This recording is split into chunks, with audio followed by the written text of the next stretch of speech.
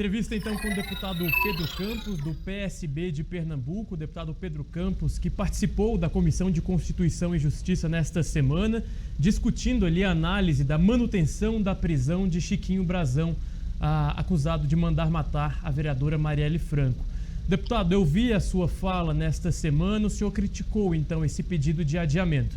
Agora a expectativa é que essa análise seja feita depois da Páscoa, né? Lá para meados de abril. Por que isso aconteceu, hein? Qual que é a avaliação do senhor sobre essa decisão da CCJ?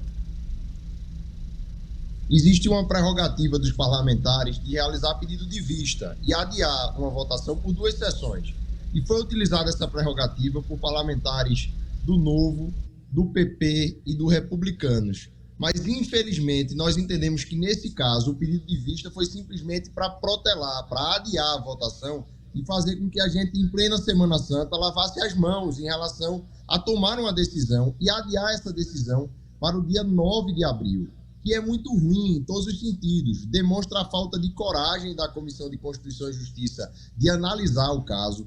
Também demonstra a dificuldade que os parlamentares tiveram de receber no domingo e votar até quarta-feira, nós tínhamos para votar, e não ter dado prioridade à análise dos documentos. Então, era possível sim, havia tempo hábil para se fazer essa análise, junto com as nossas assessorias, que também trabalham para isso. E o que foi demonstrado foi uma falta de coragem de enfrentar a questão, de votar, de expor as posições contrárias e a favor e fazer essa votação, e uma falta de prioridade também. Porque se foi alegado que não deu tempo de ler os documentos que estavam públicos desde domingo, é porque faltou prioridade do próprio parlamentar ou da equipe de tratar essa questão.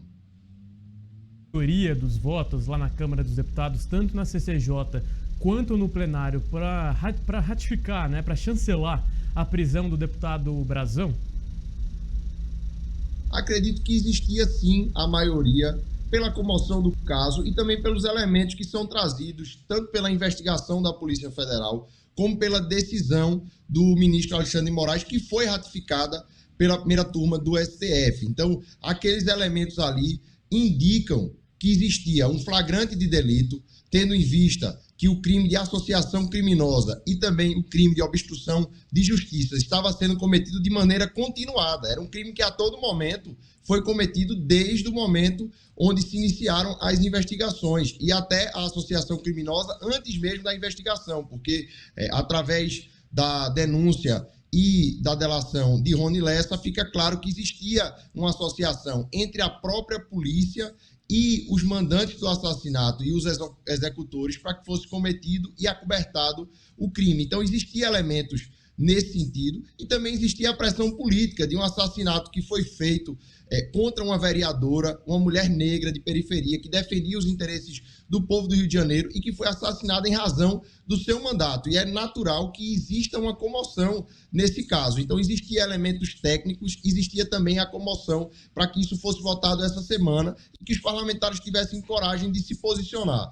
E aí acabou que existia um contrassenso, porque aqueles que estavam inseguros em relação à questão do material das provas ou em questão também da flagrância do delito ou não, eles acabaram optando por pedir vistas e fazer com que o Chiquinho, que segundo eles, não segundo o meu entendimento, mas segundo eles, o deputado Chiquinho Brazão está preso de maneira ilegal, porque não tem os elementos, para que ele continue preso até o dia 9 por uma falta de coragem de tomar essa decisão. Então, por isso que nos deixou consternado esse pedido de vista, porque demonstrou uma fraqueza da posição da Câmara, da Comissão de Constituição e Justiça, de enfrentar esse tema. E acredito que se esse tema tivesse sido enfrentado pela questão técnica e também pela comoção política, que é natural, até porque o julgamento da Câmara sempre vai ter um caráter político também, nós teríamos ratificado a manutenção da prisão do deputado Chiquinho Brazão.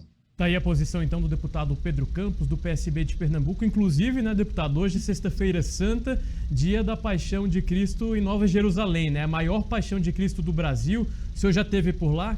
Quem está acompanhando aqui o nosso Brasil Agora, um espetáculo a céu aberto lindo, né, para acompanhar nessa sexta-feira santa.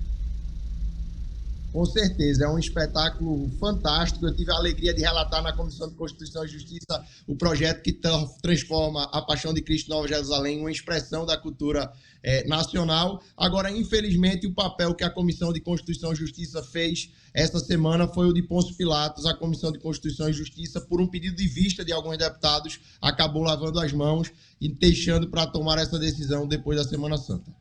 Deputado, só para encerrar aqui nossa conversa, então, o senhor é um deputado de primeiro mandato, né? Tem aí uma tradição familiar na política, tem o seu irmão também como prefeito, enfim.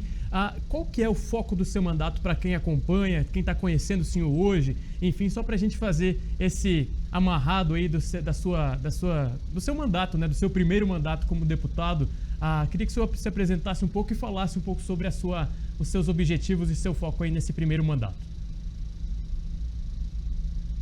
Eu tenho a alegria de continuar uma tradição política vinculada a causas populares e ao combate à desigualdade. Isso foi o foco da atuação de Miguel Arraes de Alencar, do meu pai Eduardo Campos, e é também a forma como o João conduz a Prefeitura do Recife. E esse enfrentamento às desigualdades ele pode se dar de diversas formas. O nosso mandato tem atuado fortemente na área da educação, onde tivemos a alegria de pautar projetos importantes como água nas escolas, para garantir o acesso à água para os estudantes, e também participar de discussões importantes como a reforma do novo ensino médio, e também na área de infraestrutura. Eu sou engenheiro civil de formação, sou concursado da empresa de saneamento do Estado e relatei no plenário o projeto que institui uma tarifa social da água nacionalizada, para garantir que clientes de baixa renda, independente de onde eles estejam, tenham acesso à água subsidiada para que o preço caiba no bolso desses clientes. Então, essa atuação, sempre com esse foco de combater as desigualdades, enfrentar o desafio do Brasil,